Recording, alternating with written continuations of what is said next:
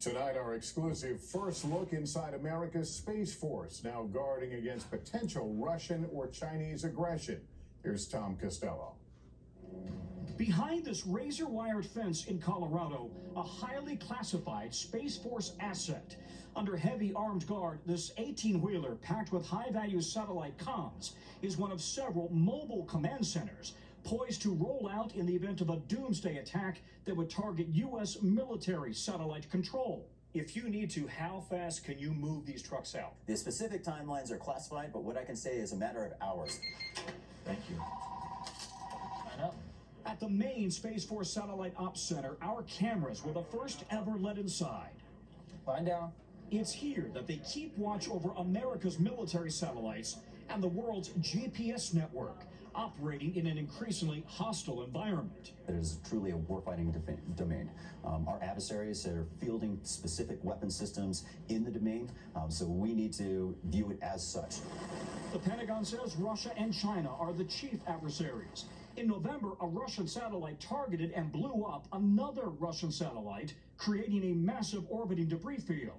China conducted a similar test in 2007. U.S. commanders believe China has deployed a satellite with a robotic arm to reach out and grab other satellites. And Russia has nesting satellites loaded with offensive weapons. And liftoff.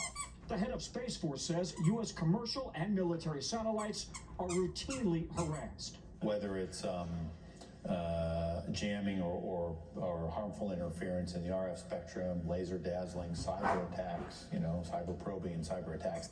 Those attacks monitored 24/7 in this classified command center. More than 70% of military satellite communications come through here. Everything from nuclear command and control orders to presidential communications, down to a Coast Guard cutter, a submarine, even tactical units on the ground. And if they don't have the communications when they need it, things can go seriously wrong.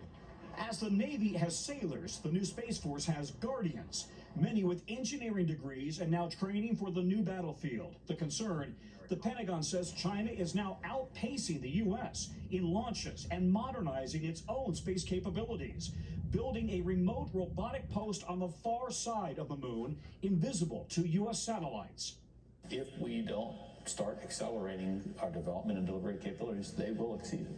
Commanders here worry Beijing and Moscow could one day deploy offensive military weapons in the space between the moon and Earth, an area called cislunar. We don't want there to be a war in space. We want all of humanity to continue to use all the benefits of space for all of our good. But if others choose to start a war there, we'll be ready. And you believe the threat is growing exponentially and by the day? Absolutely, and that goes without question. We've seen the public testing of China and Russia. Tom, it's fascinating and a little bit disturbing. How much worry is there about the militarization of space, especially given Space Force's budget will soon rival NASA's? The generals that we talk to are worried. They say, listen, this is the reality that we're living in every single day with aggressive action by Russia and China. And they believe China could overtake the U.S. in space capabilities in less than 8 years. All right, Tom, thanks for bringing us this story. Appreciate it. Up next, why